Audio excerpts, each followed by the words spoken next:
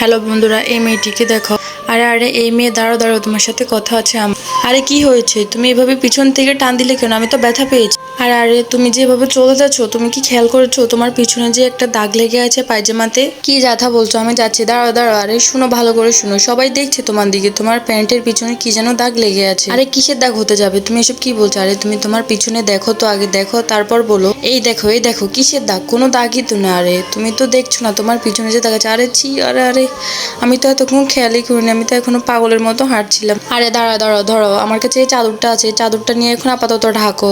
সবাই দেখছে, সবাই তোমাকে নিয়ে হাসাহাসি করছে। আমি এখন কি করব? সবাই আমার দিকে দেখছে, কি লজ্জা লাগছে আমার থেকে। আরে তুমি একটু ধৈর্য ধরো, দাঁড়াও এখানে দাঁড়াও। আরে কই যাচ্ছ তুমি? তাড়াতাড়ি করে আসো।